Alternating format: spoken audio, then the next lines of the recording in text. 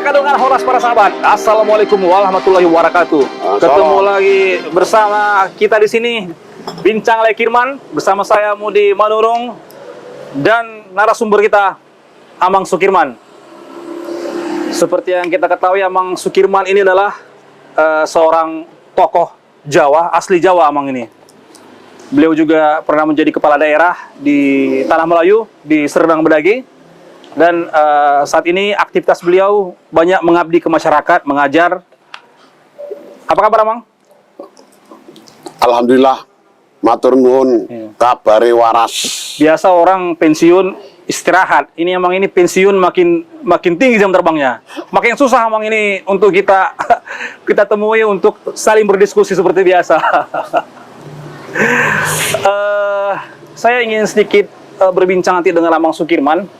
Jadi saya ingin mengupdate sedikit Amang terkait yang lagi happening saat ini, yang lagi tren, ya maksudnya artinya lagi menjadi pembicaraan di publik, terutama di jagat maya Amang. Jadi situasi saat ini kaitannya tetap ke budaya. Jadi situasi kondisi saat ini kan banyak para tokoh sudah mensuarakan akan dampak negatif terhadap update teknologi. Sebenarnya memang teknologi itu kan lebih banyak manfaatnya sebenarnya, tapi kan tidak tertutup kemungkinan banyak juga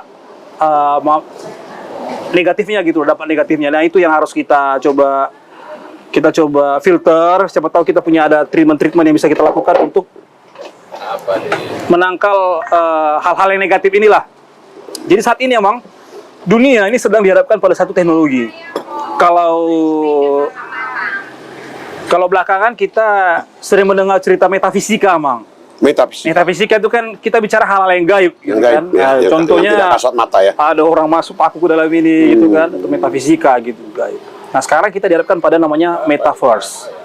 Jadi metaverse ini adalah salah satu kehidupan di dimensi, sebutlah dimensi lain, tapi namanya dimensi virtual.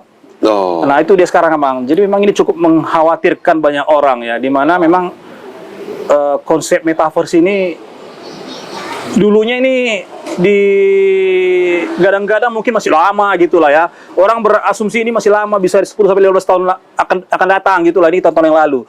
Cuman semakin kemarin semakin cepat Amang prosesnya.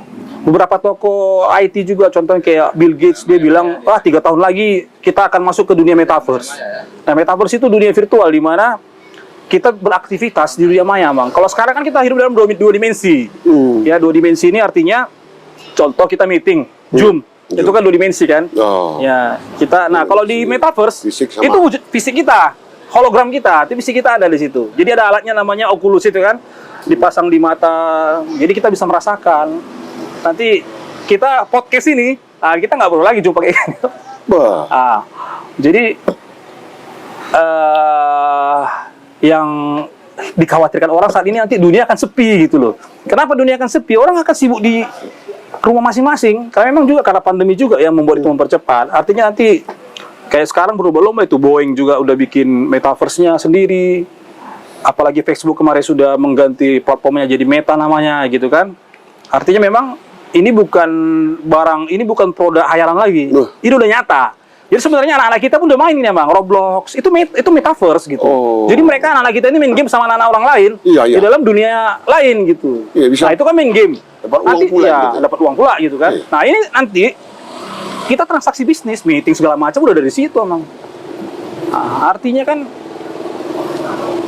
yang perlu kita kaji memang dalam aspek budaya. Gimana nanti budaya kita, apakah budaya kita akan tergerus? Contoh kayak pesta Batak. Pesta Batak itu kan ada kalau orang mau kawin, ada apa namanya istilahnya itu? Martupul, Markusip, pesta adat Manortor segala macam. Nah, ini mungkin jadi perhatian kita. Apakah ini nanti akan tergerus? Kalau dari sudut pandang Abang berdasarkan yang kau paparkan tadi tentang terkait konsep metaverse ini, ya ini masih hanya kulit-kulitnya gitu kan. Yang dikhawatirkan itu nanti kan metaverse ini akan banyak sebutlah avatar kita itu yang ya bisa jadi palsu gitu kan. Seorang Pak Sukirman bisa punya beberapa avatar nanti di dunia itu gitu. Nah, jadi coba menurut kajian Amang Sukirman, gimana kita nanti mengantisipasi kemajuan teknologi ini? Apalagi nggak usah ke konsep metaverse. Sekarang aja kemajuan teknologi membuat kita semakin mudah mengakses apapun itu terkait sejarah agama, sejarah budaya segala macam. Dan ini menjadi polemik. Polemik emang sekarang kan banyak orang, contoh ada buku ini dijabarkan di media sosial bahwasanya sejarah orang Batak ini kan lagi rame nih, Mang. Iya, iya. Sejarah Batak begini-begini, banyak yang protes segala macam, laga-laga ilmu lah segala macam kan. Iya. Nah, kalau dulu kan memang searah. Awak dengar apa kata opung kita itu yang betul. Ternyata udah ada pembanding gitu kan. Iya, betul. Karena orang semakin terbuka, teknologi semakin maju sehingga orang semakin gampang mengakses informasi tadi. Nah, mungkin dari sudut pandang Abang Sukirman, gimana kira-kira kita bisa beradaptasi ya? Kita bisa beradaptasi dengan kemajuan teknologi tadi. Silakan, Bang. Baik, Horas. Selamat borgin. Pak Mudi Madurung melihat ya, Pak. Siap, Bang. Nabahatan do binutumuna mengenai metaverse. Apa namanya? Dunia maya. Iya, virtual. Ala generasi dua metong generasi X dua Y, Iya. Y dua metong manang Z. Y. Oh, Jet masih muda kan? Nah, malah Z lahir 95. Kalau Abang baby boomer ya. Nah, Bibi umur 2, Wah. lahir 46. Jadi memang mantap kolaborasi kita nih, Bang. Nah, antara baby boomer sama Gen X. Jadi terus saya teringat dulu ada orang yang disebut futurolog.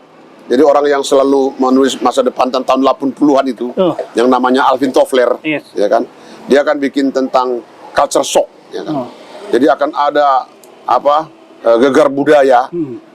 Nanti suatu hari katanya tahun 80 kan, 20 tahun lagi, 30 tahun lagi, 40 tahun. Ternyata sekarang ini banyak istilah-istilah baru yang kami orang-orang tua ini misalnya bingung. Misalnya ada artificial intelligence. Ya. Ini apa bahasa Indonesianya ini? Mesin apa? Kecerdasan buatan. Kecerdasan buatan. Iya. Nah, dong do. Jadi karena ini masih membahas budaya dan khususnya kita masih banyak difokuskan kepada budaya yang berkaitan dengan orang Batak. Sekarang ini artificial intelligence, saya ada istilah. Ada musim sekarang ini yang disebut dengan mesin pencari, ya kan? Search engine. Mesin ya jadi itu ya. Ada mesin learning juga. Nah, ada mesin learning. Iya. Nah, kemudian ada IoT, IoT, Internet of Things. IoT. Yes. Jadi ini apa? Internet of Things. Internet of Things. Iya. Nah, jadi ada lagi platform, ada lagi konten, ada lagi Luar biasa Mas Sukirman ini masih bisa update dia. dunia virtual. Tadi kan? Metaverse, immersive Metaverse, metaverse. immerse. Ada lagi dibilang di situ mobilisasi orkestra, ya kan? MO. Jadi nabahatan do istilah-istilah yang menurut saya bagaimana ini menyambungnya. Jadi apa yang disebut oleh Alvin Toffler tadi, culture shock, memang bagi orang yang peduli ya mungkin, tapi bagi orang-orang tua macam kita ini, hamumai, kamulah itu yang anak-anak muda ini, ya bisa menjalankan semua mesin artificial intelligence tadi, bisa membuat konten, bisa membuat online, bisa membuat marketplace, dan semua sudah seperti yang dibilangnya tadi. Tapi bagi kami orang tua ini, seseorang yang hidup, yang berguna, mulu mangulu kita, ikulah dong lebana tu jolma nasi. Harus ada manfaatnya kepada orang lain, harus ada produksinya. Produktif, ya. Nah, sekarang apa rupanya produk itu? Menurut saya produk itu adalah cuma dua, barang dan jasa. Yes. Apakah dengan online tadi, dengan artificial tadi, dengan segala macam ini, apakah akan tambah produktif saya, barang-barang yang aku hasilkan dalam 24 jam, ataupun jasa yang aku hasilkan? Odo na sota boto dope, alana di kedai kopi do, amat tay do akada dan nata, saya dari di sini marmitu. Mata bala ni online on. Jadi online on nggak satu tu tarutung nggak satu tu parlilitan nggak satu si pautar nggak. Apakah produktivitas di situ naik? Itu perlu saya tahu deh. Ada gue martabak produk jasa dua barangon, halur dosiani sepatu, halur dosiani motor, halur dosiani bolpen adung do pabrik buku manang apa. Jadi molo daong pertanyaan itu mau sudah molo dang tabba produksi di Jolma. Tapi dang dipermudah semua. Dulu kita mengirim surat, lalu itu kantor pos, beli perangko, dijilat, taruh di situ, dibantu, baru bayar.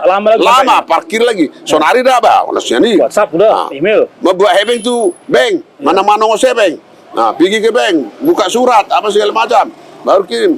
Nah, di sana datang, ngambil wesel. Sonari oleh siano do, nggak salah sudi. Jadi berarti nggak gudang dipotong pekerjaan dulu kan? Ale, tabado produksiku, tabado hasil dia mulai pertanian ya, ada tabba boras ugari setiap 6 bulan sekali. Nah dulu tuhuti do boras 1 onan.